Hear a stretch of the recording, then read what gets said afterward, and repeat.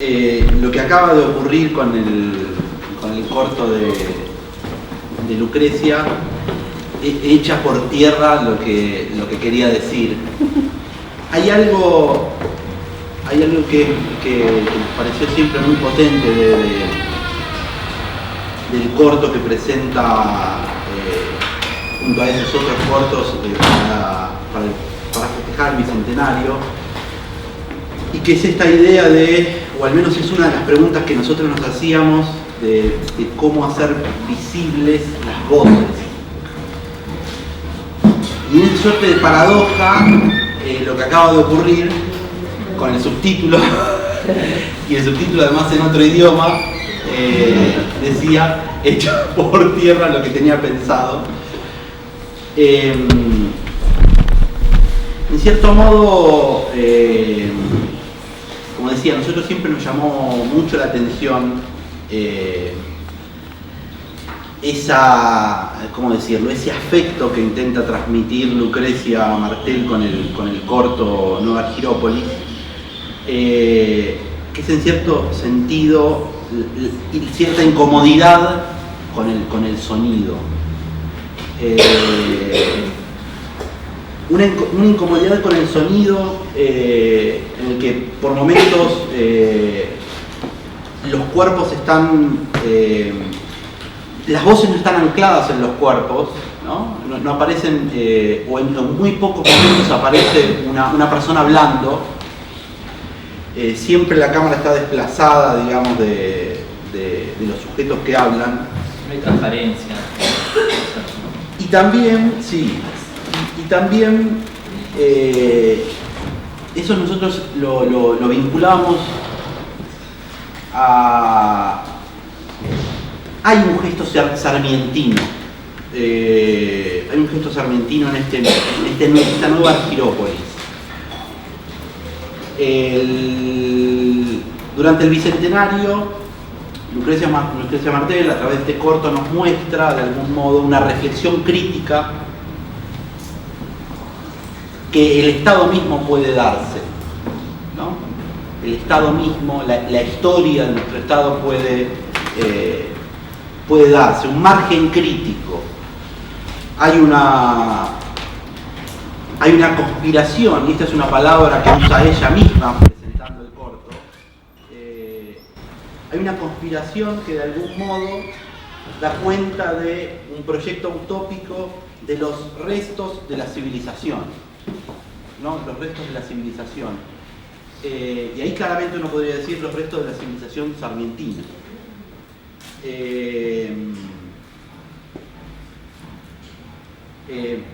En ese sentido, hay algo de esa incomodidad con el sonido, hay algo de esa incomodidad con las voces. Ya no sé si me metería en el problema de la voz y la palabra, pero me parece que sí, ahí hay un gesto político.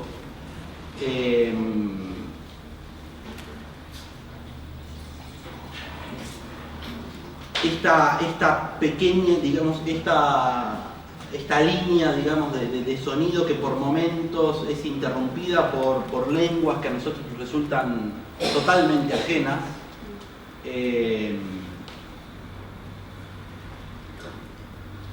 Y en ese sentido, una de las cosas que nosotros intentamos pensar a partir de este corto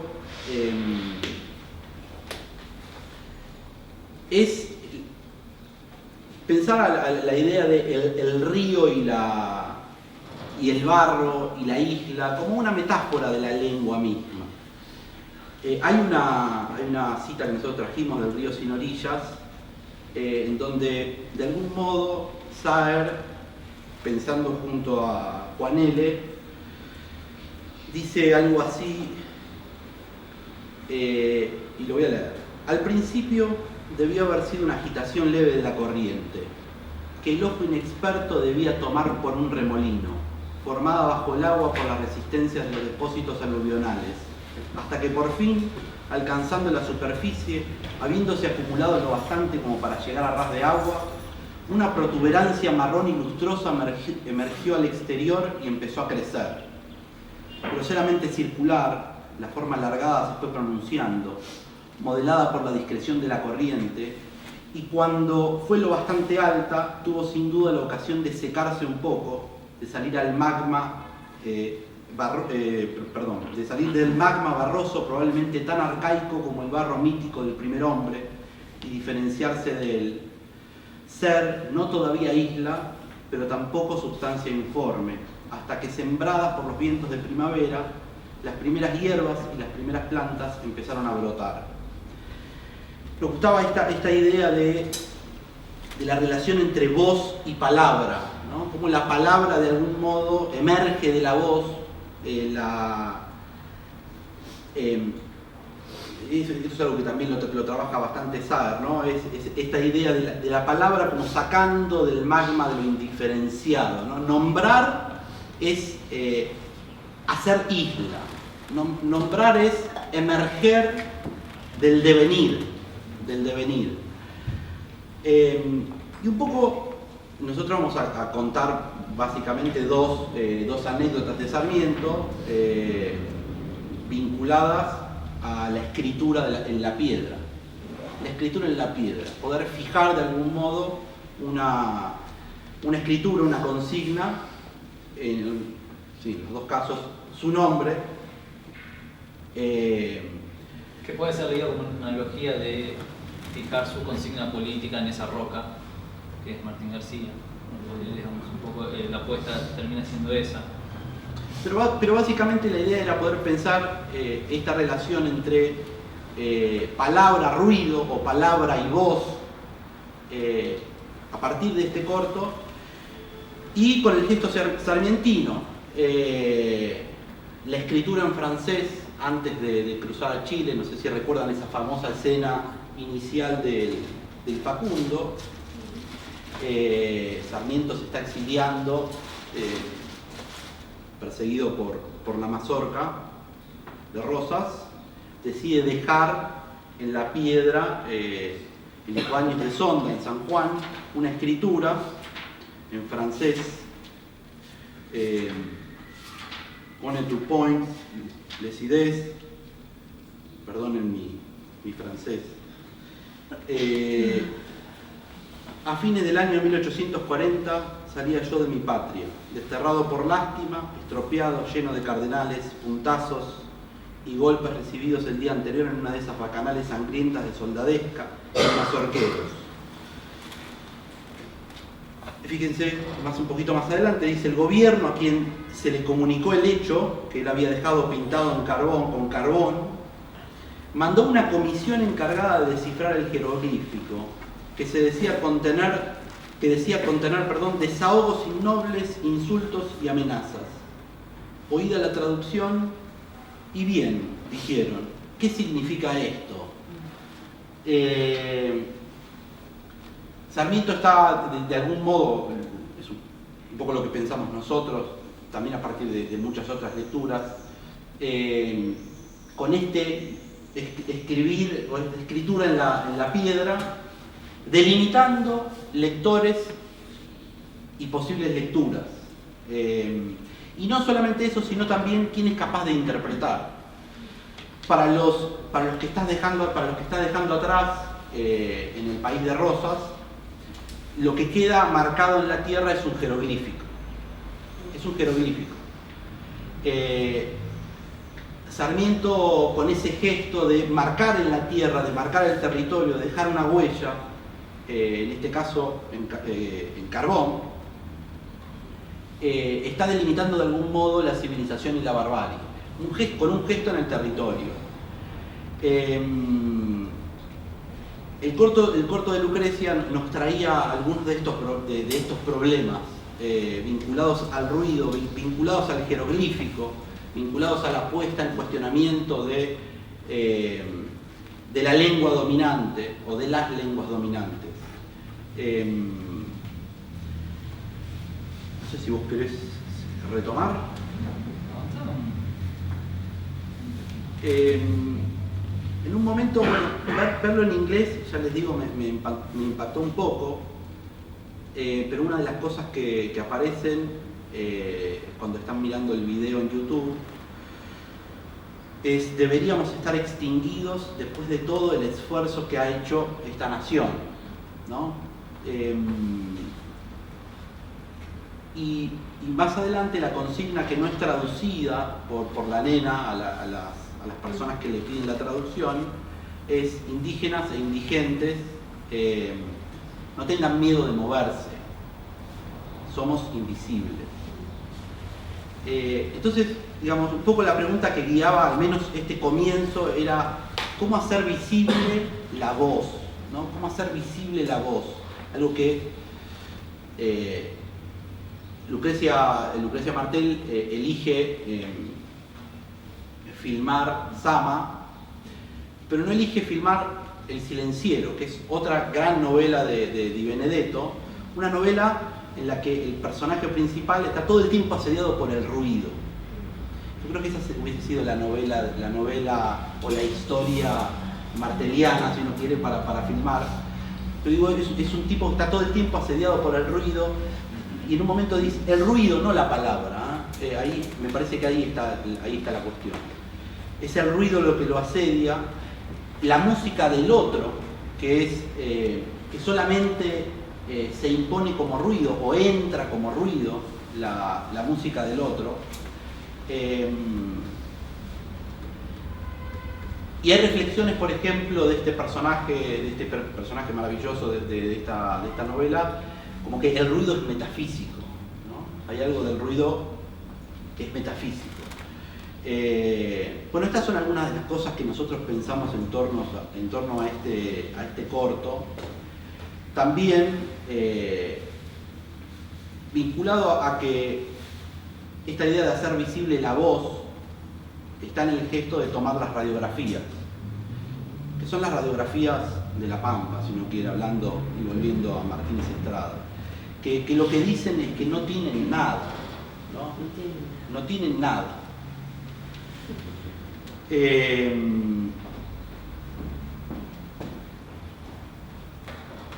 Déjame tomar las escenas.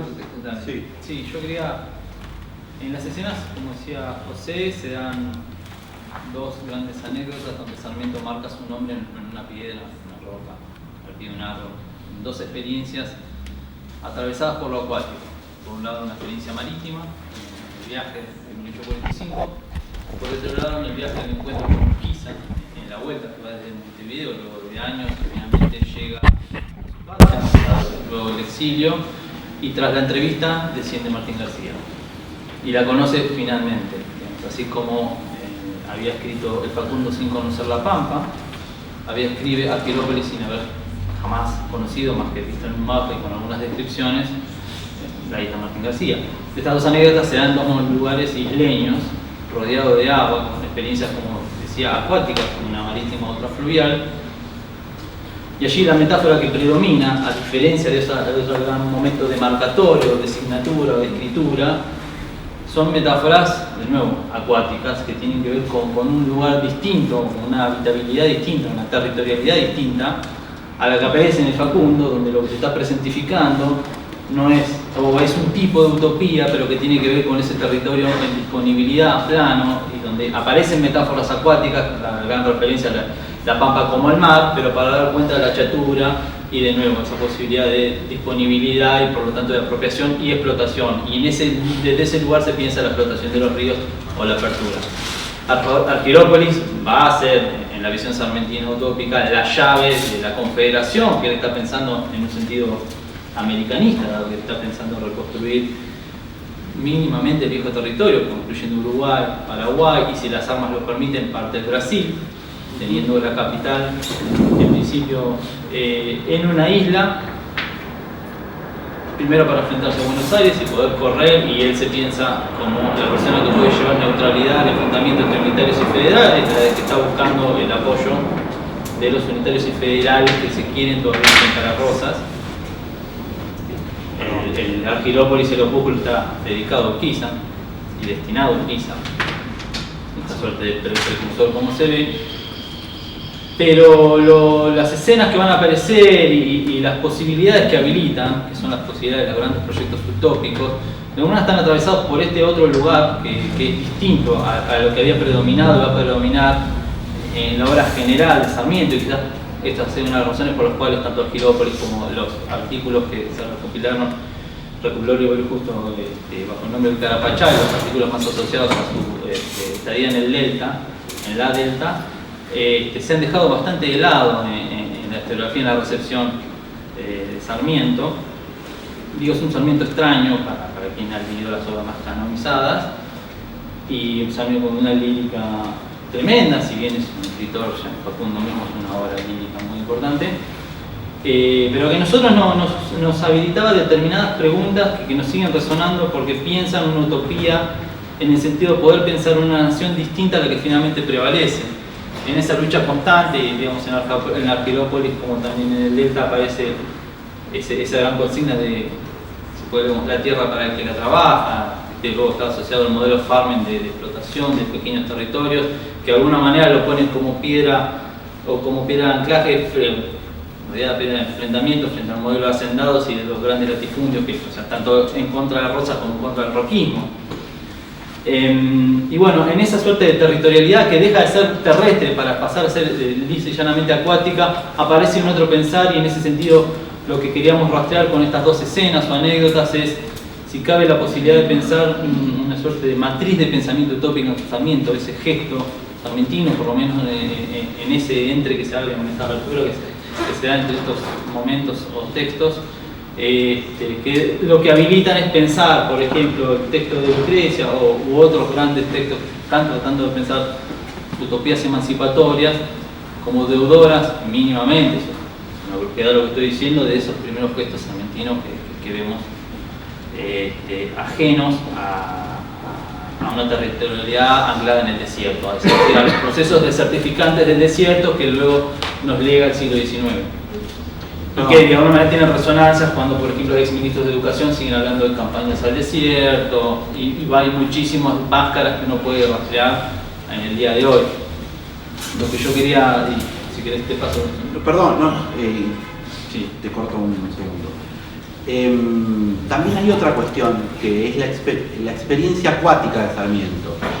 El viaje que hace de Valparaíso a Montevideo habilita una serie de reflexiones que ponen en cuestionamiento muchas de las matrices fundamentales del pensamiento sarmientino. Por ejemplo, la relación entre los sujetos y el territorio. Para el Sarmiento del desierto, si uno quiere, no para el Sarmiento del agua, sino para el Sarmiento del desierto, el desierto es el que produce los sujetos. El desierto es el que produce los sujetos. Y el único modo de intervenir en esa producción, en esa fábrica de sujetos, es interviniendo el territorio.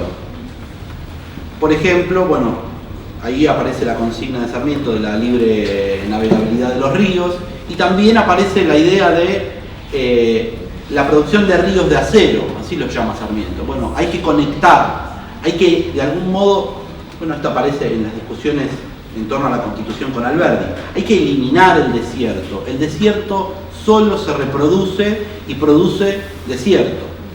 En cambio, la experiencia acuática, esto es lo que siempre nos llamó la atención, la experiencia acuática de Sarmiento. En el mar como en la isla. En el mar como en la isla, claro. Ponen en cuestionamiento esta matriz, esta relación entre, bueno, él la llama entre continente y contenido, o entre sujeto y territorio. Territorio terrestre, si se quiere, remitiendo un poco al texto de Tierra y Agua de Schmidt. Sí. Bueno, lo otro interesante, el otro aspecto interesante para señalar cuando piensa en las utopías sarmentinas es que fracasan. Es un gran detalle, que él constantemente va a ser ridiculizado por eso, porque más allá de ser ridiculizado por muchísimos motivos, la gran figura del loco Sarmiento, pero tanto en la prensa amiga como en la opositora y en la prensa burlesca satírica, pienso en El Mosquito, en la prensa, digamos, de la alta sociedad. Sarmiento es un personaje que disloca muchísimo y que habilita ridiculizaciones de las cuales él se va a hacer cargo. Y voy a citar mínimamente porque creo que sucintamente describe mucho este pesar que recorre la figura del utopismo en Sarmiento a Juan Bautista Boisseide, porque realmente nada, me encanta la cita y porque lo resume muy bien, y es en Escrito sobre el agua, dice: podría escribirse una historia argentina o una distopía argentina, que acaso sea lo mismo, a partir de las utopías incumplidas de Sarmiento. Martín García fue lazareto, campo de concentración para indígenas prisioneros, asilo para presidentes de puestos no tan amablemente o coroneles que podían más, pero nunca fue capital de una confederación sudamericana. La delta, como llamaba Sarmiento a la zona para preservar su forma de letra griega, puede ser a él lo que Santa María para Onetti, Macondo para García Márquez, o Yonapatagua para Faulkner. Y no solo en la escritura, sino también fuera de ella, pero jamás fue igual a lo que soñaba. Sucede que cuando se escribe desde la política y mirando de rojo a la historia, se escriben renglones torcidos. Así, no pudo la zona convertirse del todo en lo que en el Carapachay profetizaba. Si vio establecerse cantidad de establecimientos productivos, aunque no se convirtió en una región integrada a la manera del Mississippi, como soñaba, y su delta, que había admirado el ministro Sarmiento y adoptado como modelo, sí vio establecerse cantidad de establecimientos productivos, aunque no se convirtió en una región integrada a la manera del Mississippi y su delta, que había admirado el ministro Sarmiento y adoptado como modelo, sino básicamente en una zona de recreo de la oligarquía. Eso antes de que existiera Mar del Plata y el ferrocarril de Mar del Plata. Luego fue adoptada por las comunidades inmigrantes exitosas que establecieron sus clubes de remo. Periódicamente abandonada, vuelve como las mareas. Esta idea del sueño sarmientino da una idea también de ensoñación, y es un poco el estado que tratamos siempre de describir cuando vamos a Sarmiento y a estos textos. Y se nos evita, perdón, tengo una parte en el celular que no llegué y voy a estar dando vueltas, pero se nos aparecía la pregunta de por qué insistir, por qué seguir insistiendo en Sarmiento, por qué insistir con Argirópolis. Primero, porque si se nos permite la licencia neocantiana, estas escenas los despertaron del sueño dogmático del desierto, a las que vamos ahora a remitirnos muy brevemente, porque ya estamos un poquito con los tiempos. Quizás porque las fronteras de una isla son borrosas, quizás porque las mareas determinan los límites de una isla. Esto es algo que todavía resta indagar en profundidad. En todo caso, si la marea es la isla y lo que deja detrás suyo son restos, es decir, aquello que el río lleva y trae, o residuos, tomando la imagen de Nueva Argirópolis y la frase me comentabas que usó, la consigna que usó Horacio González el sábado pasado, Sinante.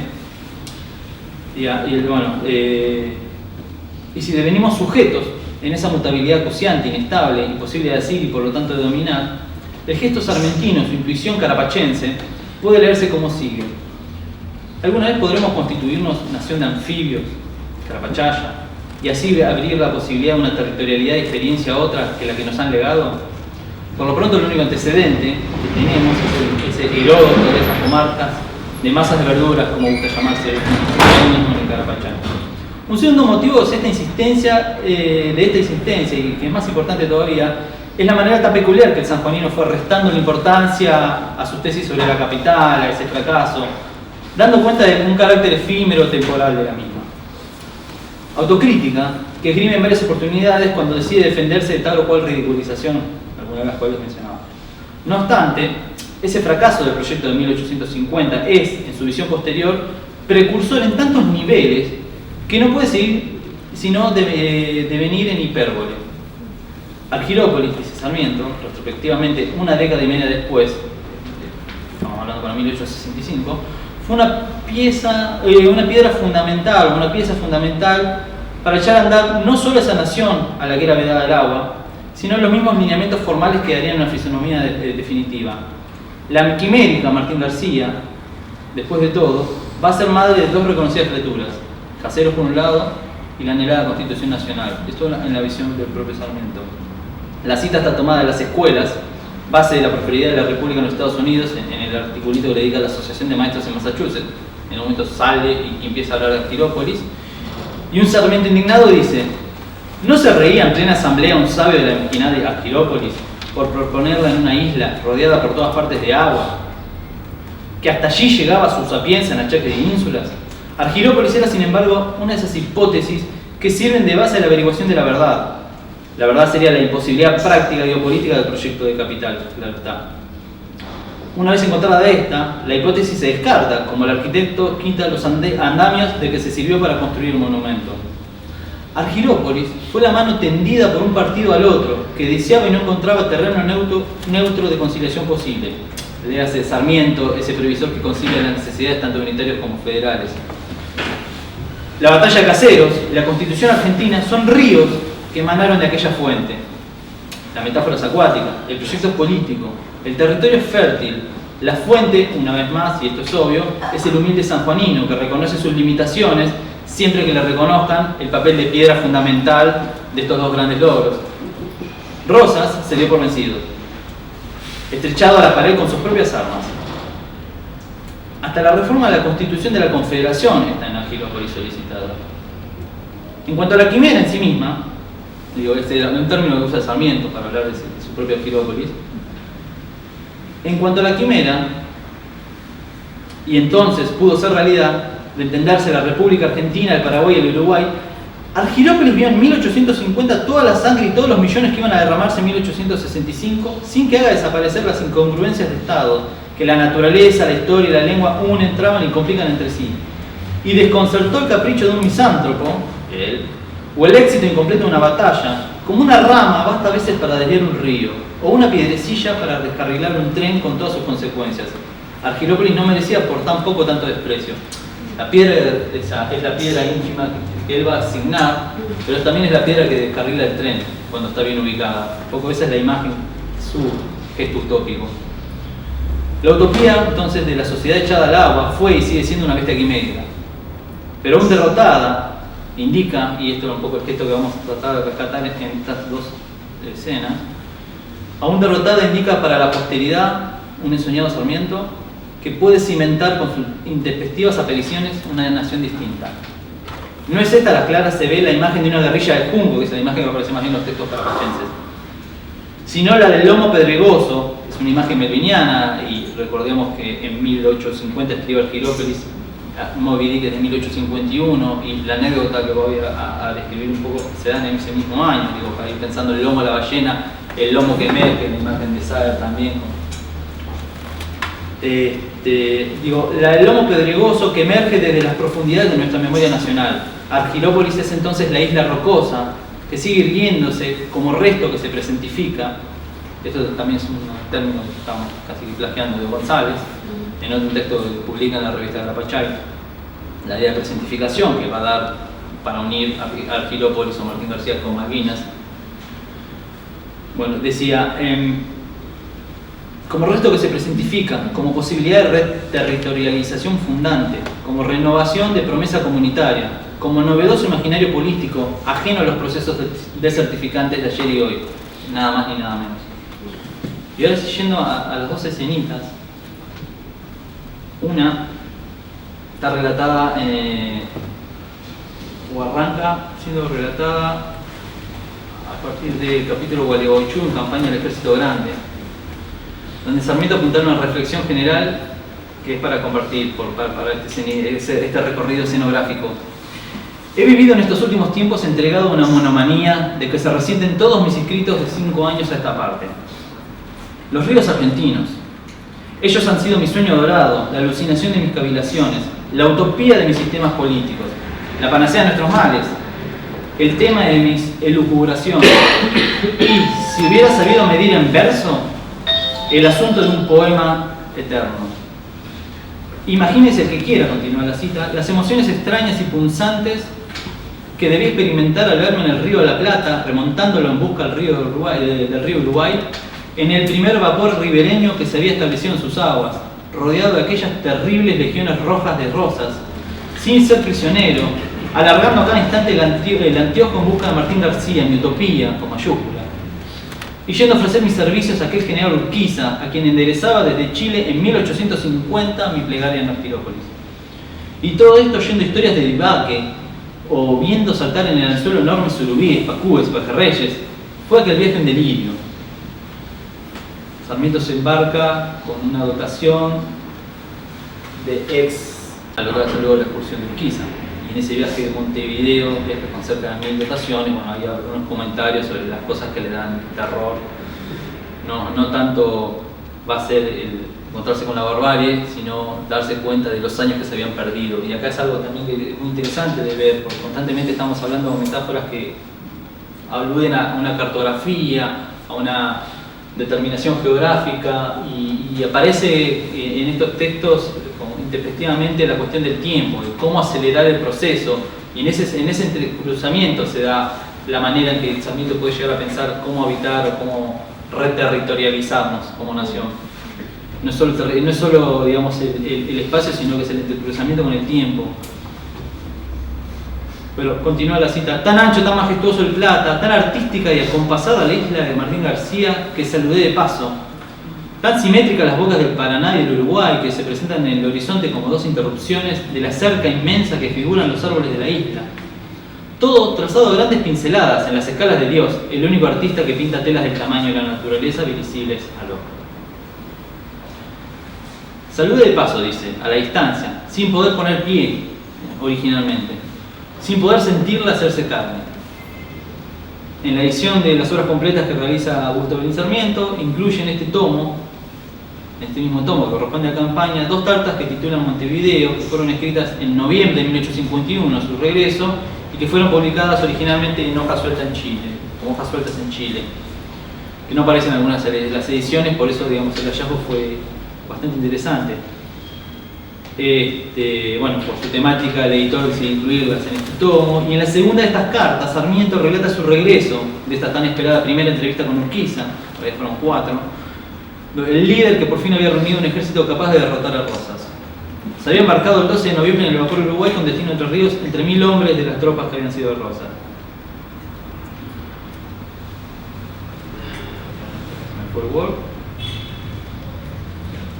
Bueno, hay una anécdota completamente escatológica en el medio, en la misma carta, porque él da cuenta de que ya que está de paso y cruza Maldonado, quiere hacerse de la manera del fiador que se habían hecho con el cuero del decapitado Marco Avellaneda, que estaba en posesión de Benigno Linen, oficial de Oribe, que, bueno, Marco Avellaneda, gobernador de Tucumán, había sido uno de los grandes jefes de la Liga del Norte, se había enfrentado a Rosa, luego de varias batallas, la última, o la anteúltima, la de Famaillá, que pierde Lavalle, decide huir a Bolivia, lo intercepta, probablemente gracias a una traducción, lo interceptan los hombres de Oribe enviados por Rosa. En 1841 en Salta se daría su ejecución y el triste destino de su piel, usada como arreo para caballo. Hay 2 anécdotas además al respecto. Un historiador, Bernardo González Arrilli, relata que Mariano Massa, el verdugo, melló el filo del cuchillo mientras fumaba un puchito de chala para que la tortura se extendiera.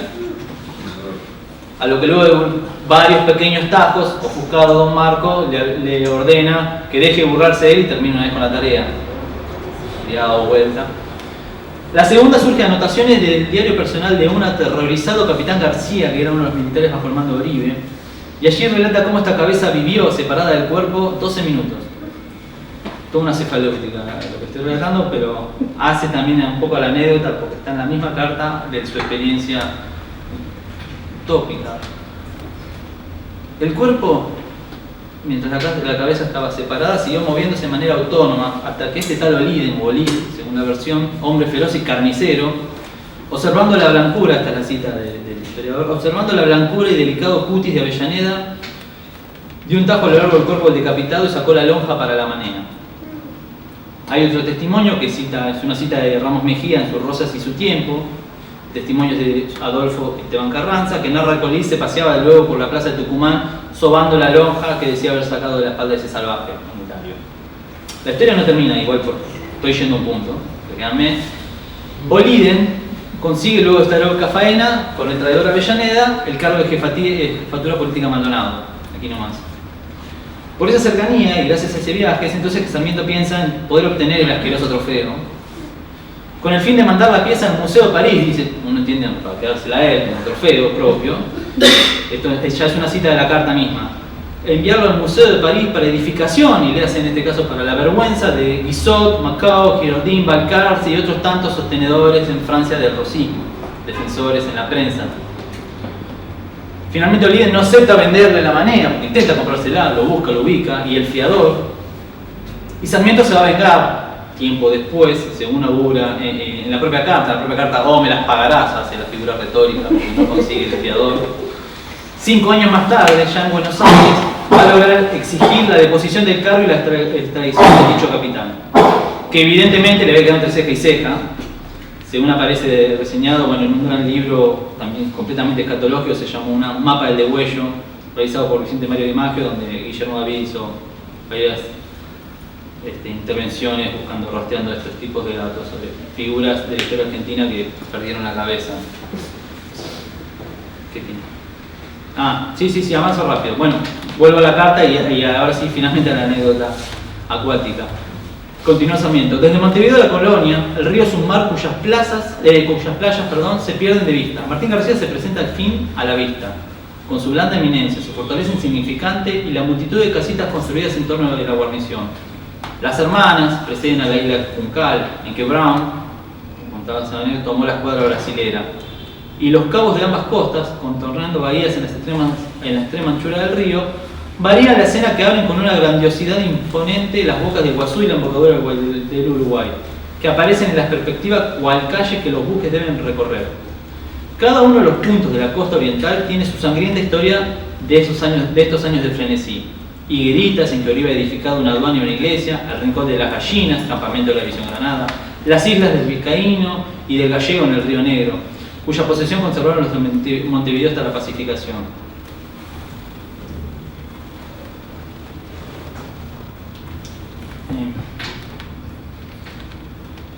De regreso, y ahora sí, relata Sarmiento luego de tener 4 entrevistas con Urquiza y maravillarse del exquisito gusto de los y las especialmente las entrerrianas, algo que según él solo se puede ver en las grandes capitales. Descendí por fin en la isla Martín García, el primer momento donde llega un año luego de haber escrito Arquilópolis. La recorrí a caballo de un extremo a otro y la hallé espaciosísima para una ciudad, feraz para la cultura, estando en su parte más elevada cubierta de una capa de aluvión de muchos pies de espesor. La piedra solo se encuentra en la base, los puertos son espaciosos y seguros, y es hoy estación de buques de guerra, resguardo y guarnición militar. Un día, continúa el sueño, será aduana Soberane del Brasil, Uruguay y Paraguay, para la importación por estos ríos, y siempre, y acá repite la clásica imagen, la llave del Plata. En una piedra prominente y cercana a la playa, presten atención al gesto, dejé escrito 1850 Argilópolis, 1851 Sarmiento. Inscripción que yo traduzco, y acá nos hace el favor hermenéutico, traduzco para mí. En 1850 creí hallar, a pretexto de Martín García, una solución a la cuestión argentina. Ya en 1851 volví a hablar con el que la había encontrado. Se encontró con Urquiza.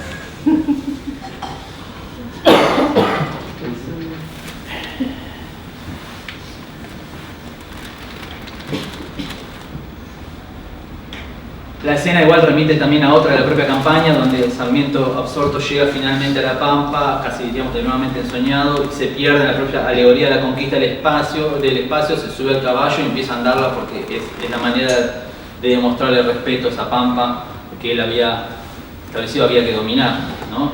en esa otra demarcación. Y que había escrito sin conocer, claro. En el momento en el que la conoce, libera sus pasiones.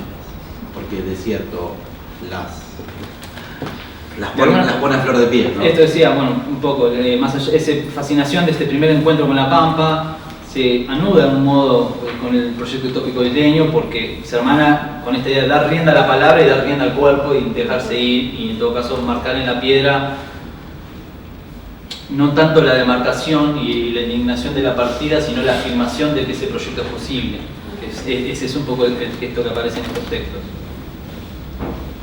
Porque las islas o la isla devienen el único lugar en la región y en su obra donde lo imaginado originalmente se revela en realidad como prefiguración, que ahora además se personaliza. En Urquiza, en Sarmiento, es obvio el previsor, que logró con su osadía quijotesca, podría decirse, que los espíritus antagónicos entre unitarios y federales, al menos los enfrentados a Rosas, se calmaran. Y vamos a la escena 2, que es previo, es del año 1845, que tiene que ver con un episodio también en un viaje, pero esta vez por mar, donde la cosa se complica distinta, donde la soberanía se juega de otra manera, porque una cosa es el río, una cosa es el desierto, en el mar el mundo es otro, ahí el soberano es el mar, y el hombre queda a merced de fuerzas que no puede ni va a poder controlar. Esto es algo que ha trabajado muchísimo Diego Tatián en un ensayo muy lindo que se llama Lo Propio, en algunos articulitos sobre esta anécdota en particular, y bueno, recomendamos también ese librito, que lo usamos muchísimo. Dice. En 1845 Sarmiento escribe desde Montevideo, su amigo Demetrio Peña, la experiencia que le había tocado vivir embarcado en el Pacífico a bordo de la Enriqueta. La increíble anécdota lo que involucra es un naufragio en más afuera, una de las islas del conjunto de islas volcánicas descubiertas por el navegante español Juan Fernández, conocidas originalmente como Islas Desventuradas. La hermana de esta isla es Masa Tierra, que es con la que Sarmiento se confunde, piensa que es una isla en la que llegó y en realidad es otra la historia de la que se va a remitir. Como también confunde la atribución del autor de la frase en francés, como señala el malicioso Grusac. Pero bueno, él quería haber desembarcado por casualidad donde el marinero escocés Alexander Selkirk había ido a parar luego de discutir con el capitán de su barco, quedando en completa soledad desde 1704 hasta 1709, año que finalmente es rescatado. Ese hecho, según el mito, habría sido el que inspira a Daniel Defoe a escribir Robinson Crusoe. Sarmiento llega a la isla de Robinson Crusoe. Parábola, indica Tatiana, sobre el hombre, la soledad y la sociedad, que tendría decisiva importancia para los escritores de la Ilustración europea, porque en ella están planteados, en efecto, los grandes interrogantes de la existencia humana en el modo de un relato de aventura. Sarmiento quiere seguir los pasos del escocés, y así se imagina testimonio suficiente para ser personaje digno de este linaje robinsoniano. ¿Quién es aquel que, burlado en sus esperanzas, resentido por la ajena injusticia, labrado de pasiones o forjándose planes quiméricos de aventura, algo que va a repetir constantemente años después para Quirópolis, no ha suspirado una vez en su vida por una isla como la de Robinson, donde pasar ignorado de todo, quieto y tranquilo el resto de sus días? Esta isla afortunada está allí, en la de más afuera, aunque no sea prudente asegurar que en ella se halle la felicidad apetecida, sueño vano. Con ese exordio, ya estoy avanzando hacia el final. Entramos en esta escena que nos interesa. La Enriqueta surca las aguas amistosas del Pacífico. Se prepara para atravesar la bravura líquida del Cabo de Hornos. Amansada por el capricho de las aguas, se somete al ingobernable destino marino de las corrientes internas y la ausencia de vientos navegables. De repente no hay vientos y empiezan a derivar, parar, que es lo peor que puede vivir un marinero. Perdón, Sí. hay algo interesante que tiene que ver con la experiencia sarmientina, que es como la Pampa, cuando la conoce y aparece el relato ¿cómo se llama? En campaña. Aparece el relato en campaña, la Pampa desata las pasiones de Sarmiento, las desata. Empieza a golpear el caballo para correr y liberar él lo dice de este modo, liberar la electricidad que me recorre por el cuerpo.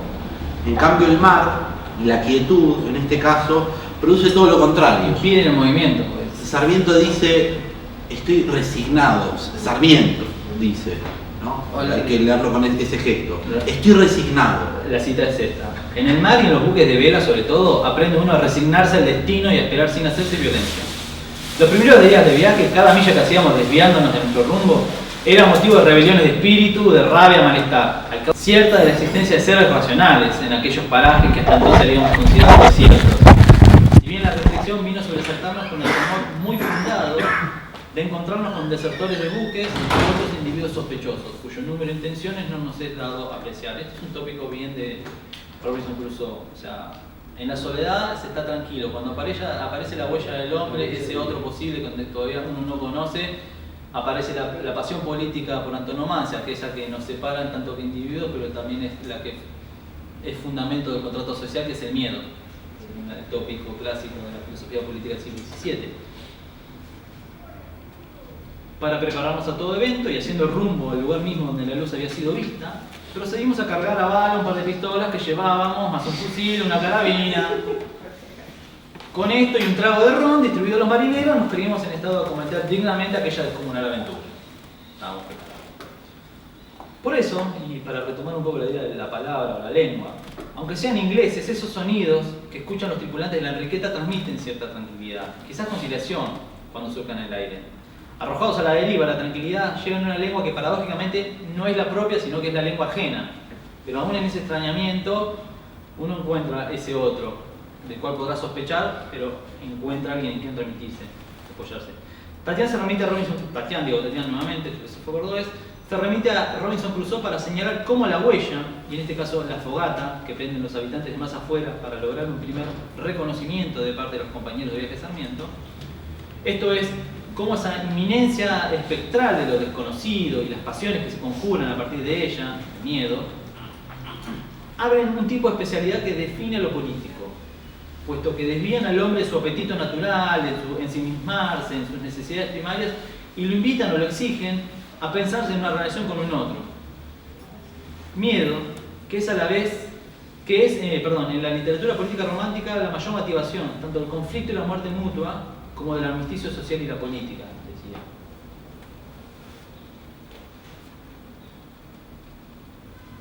Finalmente, y acá llegamos, se encuentran con los hombres, empiezan a maravillarse por cómo habían sobrevivido estas 4 personas ahí, qué tipo, aparte los piensa casi como hacendados porque habían empezado a acumular pieles y la posibilidad de negocio y bueno, comienzan las historias, se emociona, se empieza a incentivar y quiero conocer la isla, que es algo que le pasa siempre, por ejemplo, volviendo a la cuestión de desatar las pasiones, llega a la delta y bueno, carabina en mano, machete, entro a reconocer y a ver el territorio. Bueno, acá algo similar, quiere sentir la aventura. Y bueno, luego dar de sus pareceres sobre la incipiente de esta sociedad isleña de 4 hombres, Williams, que era el más sociable, es decir, que no se callaba nunca, les comenta que en un árbol estaban escritos más de 20 nombres de viajeros. Tentado por la situación, Sarmiento le encarga a su interlocutor grabar al pie o en una roca ad perpetuam rei memoriam, es decir, para perpetua memoria de los acontecimientos, los nombres de la comitiva, Huelín, Solares y Sarmiento, 1845.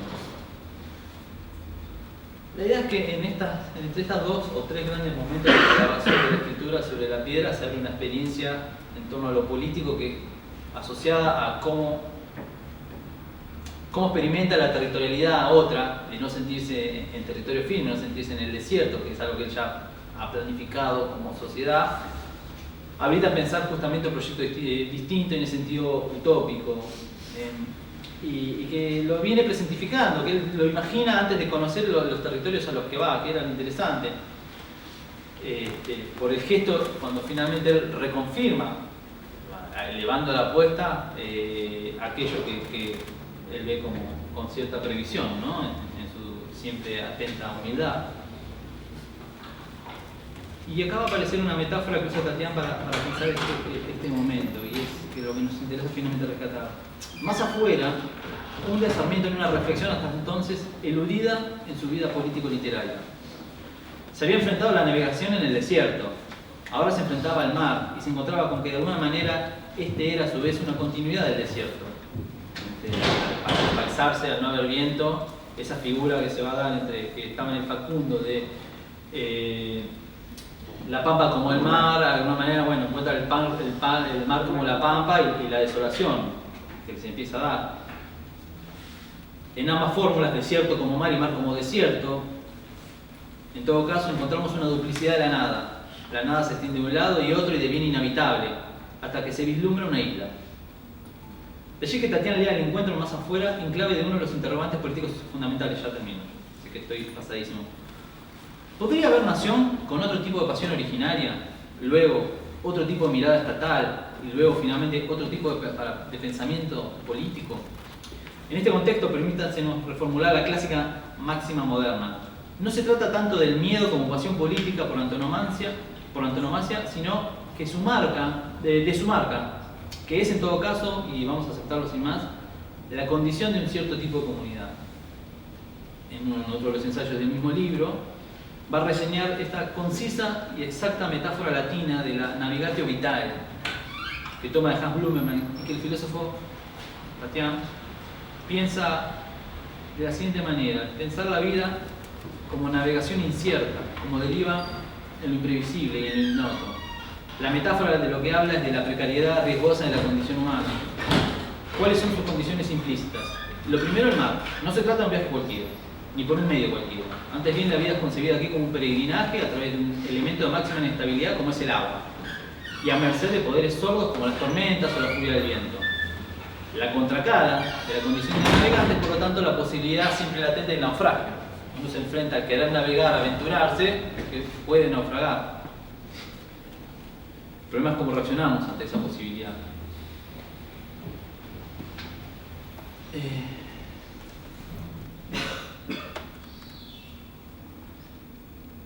La idea de naufragio, de ser engullidos por el mar. Pero la navegación, acota 9 después, es asimismo promesa de mundos nuevos, la esperanza de alcanzar las tierras prometidas, la sospecha de que existen otras maneras de vivir y de pensar a las que solo se accede soltando amarras de las riberas familiares y de la tierra firme de la costumbre. Es interesante esta imagen del naufragio, como si también de la aventura marítima, porque nos presenta, o lo que nos presenta, tratamos de trabajar, es que en la posibilidad de naufragio aparece la experiencia espectral originaria con los signos, con las huellas, de ese otro que yo observo en la lejanía más afuera, y que produce la pasión, el miedo, que da lugar finalmente al contrato social, y que en su misma condición de mutabilidad emerge una peculiaridad del mar, que puede ser el río también. La marea, al bajar, borra las huellas bajo su estela. Y recordábamos que es la huella lo que en estas imágenes produce miedo y por lo tanto es la pasión política o la alteración del movimiento. O sea, la marea al bajar borra las huellas bajo su estela, lo que es lo mismo que decir que borra las fronteras que proyectamos y que nos proyectan a su vez. Esta es en definitiva la condición material de experiencia, sustrato sedimentado de la cartografía nacional, esa gran metáfora saeriana del río sin orillas. Si el límite es borroso, porque el río no tiene orillas y el anclaje en ese lugar límite en definitiva es un no lugar o lugar de lo no posible, perdón, la metáfora saeriana apunta a esto, que si el límite es borroso, porque el río no tiene orillas, el anclaje, ese lugar límite en definitiva es un no lugar o lugar de lo no posible. Ese no lugar, que es el lugar de las utopías, entonces, en el sentido de espacialidad no absoluta ni absolutamente apropiable, sino en cambio barrosa, brumosa, cuya territorialidad es moldeable por las mareas, las cuales borran todo rastro, aún de los más ambiciosos proyectos políticos, como ocurre con el salentino, se erige como endija entre estas dos escrituras grabadas en piedra y se enfrenta a ese sistema de figuras conformados por la dupla desierto-mar. En la mitología sarmentina, mar y desierto son absolutos, o absolutamente soberanos, mejor, sobre nuestros cuerpos, sobre nuestras subjetividades, y los modos uniformes a que nos conducen a habitar los múltiples territorios. Nosotros devenimos entonces, sin poder oponer resistencia, a meras relatividades. Somos aquello que el mar hace de nosotros.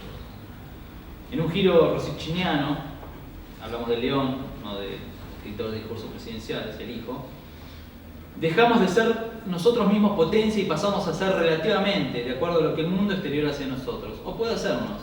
Y allí entonces, una vez más, el tópico del miedo al otro, esa huella espectral, que cuando se nos presenta disloca nuestro resguardo pasivo en las totalizaciones y hace recién ahí historia. ¿Cómo resistir entonces a la relativización de nuestro ser? Es la pregunta. Quizás asumiendo positivamente ese peligro del naufragio de una vida que navega, y esta sería la hipótesis de Tatiana, que se abre paso y asume nuevas posibilidades creativas y emancipadoras. Reterritorializarnos, podríamos sintetizar, y este es el último partito, de acuerdo a esta hipótesis isleña acuática, para buscar y recuperar esos resquicios que permitan una relación maternal, sin cálculo, reconocimiento mutuo, hospitalidad donada o potlatch, de placer compartido, en la figura de Rosichner, en materialismo ensoñado. Dado que figura estamos pensando en este Sarmiento ensoñado, aparece este libro de Rosichner.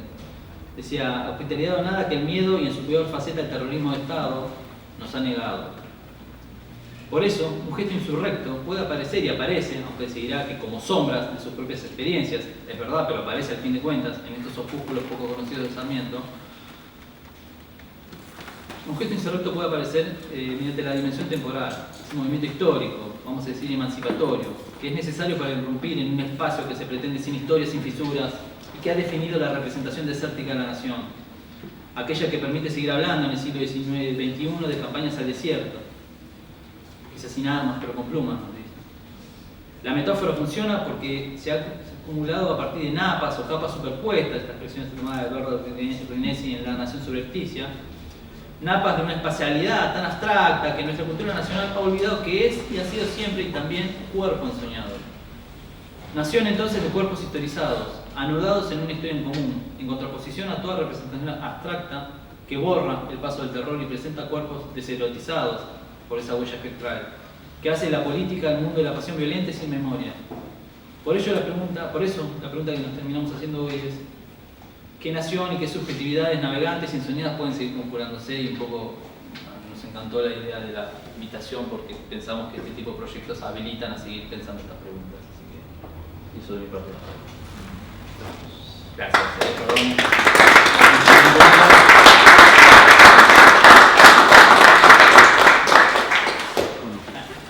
Si hay alguna pregunta, comentario, piedra que nos quieran lanzar. Confirmo, ubicar al autor. Creería que sería interesante compartir, como había como una mixtura de muchos textos, por ahí luego compartir un poco para seguir profundizando. No tenemos muchos datos igual, pero Sí. está bueno. Sí, un poco fue. De hecho, nos quedamos con algunas cosas por leer. Por ejemplo, esta obra de teatro maravillosa. Había seleccionado un par de párrafos de Cartoon que se llama Pericones, y donde la cuestión es que el último malón es un malón que va en un barco a tomar Martín García, ¿no? Esa es un poco la utopía que nos propone en este caso Cartoon. Nos quedamos con un par de cosas para compartir, pero podemos armar un material terminar armándolo. y Un poco lo compartimos. Un poco la trampa fue teniendo presente la idea de isla y de poder rodear territorio, no tomar Argirópolis, sino hacer un mapa de textos que de alguna manera remiten constantemente. Un Sarmiento que quizás es el más difícil de hallar, por lo menos por la historiografía que más nos llega todavía al día de la fecha. Y bueno, incluso encontrar textos por fuera de Argirópolis donde aparece Martín García desde estos otros lugares. Primera experiencia real que no figura, que prefigura en el texto y se hace finalmente carne al territorio, digo, sus reacciones.